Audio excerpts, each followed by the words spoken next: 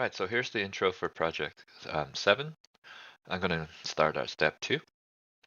It's asking us to select the agents sheet tab. So it's going to be the second tab.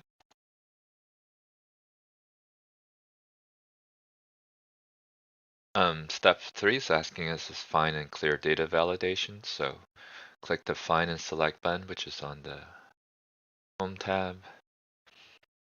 And then it's find and select B. Oh, for me it's under, obviously, right, the search icon. And then find and select. And then we want to go to special. Part B is asking to select the button for data validation, and then click OK. Right now there's no cells that's selected because there's no cells in the agent sheet have validation criteria, so that makes sense. So it's just trying to expose you to this data validation feature.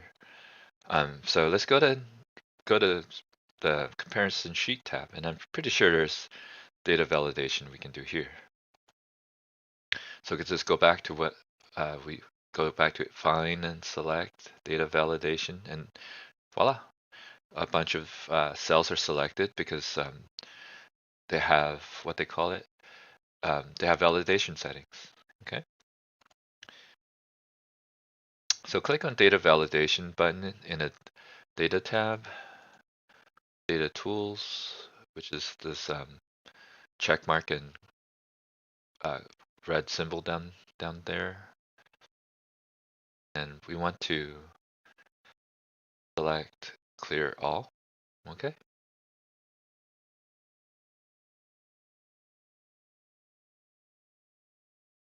Actually click the button first. Okay. And then we need to go to the settings tab, which is here. Right now it's currently set to 10. And then we want to click the clear all button. So we're going to create a new data validation. All right, so step 4 is asking to set validation criteria with an error alert. So this part A is asking us to verify all the cells are selected, and they are. Even though H13 looks a little weird, it just means that's where Excels have the cell that is currently active. Now we want to go to part B where it's asking us to, oops, I can't check that off yet. Click on the allow drop-down arrow, and then we want to choose decimal from the option here. And then we want to click on the data drop-down arrow and then select greater than or equal to. And then in the minimum, we want to type in 0. Click on the error alert tab. And make sure this box is checked. Verify that the stop display style is selected.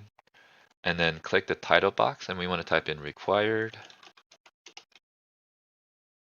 And then for part H, I like to just copy and paste that. Okay. Including the period. Okay, well, here's the period. I just typed that one in because I did not copy that, and hit OK. Now in step 5, it's asking us to display the developer tab on the ribbon. So right, it's already shown, but if it's not shown, let me go ahead and show you how to do that. So you want to go to the options command, which is in the file, and then options is all the way down here at the bottom. Click on that. And then you want to go to customize ribbon, and then you want to go to the developer box. But mine is already checked, so I'm just doing it to show you just in case your developer tab is not visible. Okay. So that's 5 and 6. So step 6 is asking us to insert a spin button form control. So before we do that, we want to show the grid lines. Right now, we don't see any grid lines. So in order to show the grid lines, go to View. And then the View section here.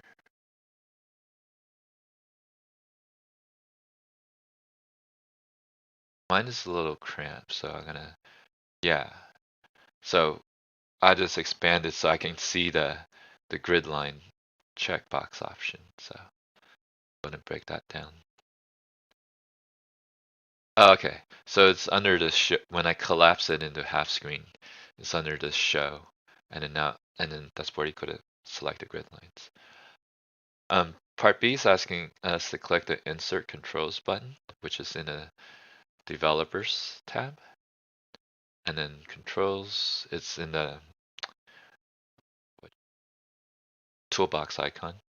Click that. And then you're going to see Controls. There's going to be two up-down arrows, but you want the big one. This one is the spin button. And then what's this one? Is scroll bar. So we want the spin button. So click on that. And then we want to draw a rectangle over I-21 and I-22. So here, I-21 and I-22. Okay. And it should look like what you see there in the screenshot. We want to right click the control and then we want to format it. So right click, format the control. We want to set the minimum value to 1. So right now the minimum value is 0. So I can just click the up arrow actually. Maximum value is 8. So that's much lower. So instead of clicking the scroll button down, I'm just going to type in 8. And then I think I'll just leave the incremental change default as 1.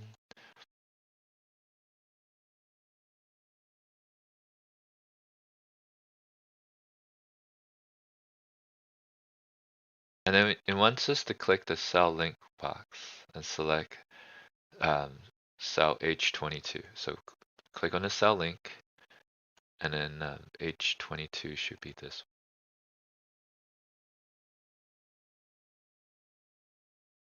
Verify that 3D shading box is selected and then we can click OK.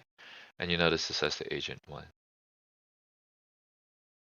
Wants us to click on H23, but I think you can click anywhere, that's fine. To deselect the control. All right, so this is my intro for project 7. As for the hints for this rest of this project,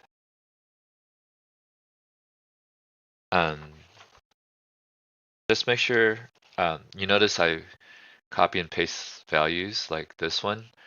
Just don't do that for step 9 to 12. It kind of messes up the functions that are in the cells, so just type those values in.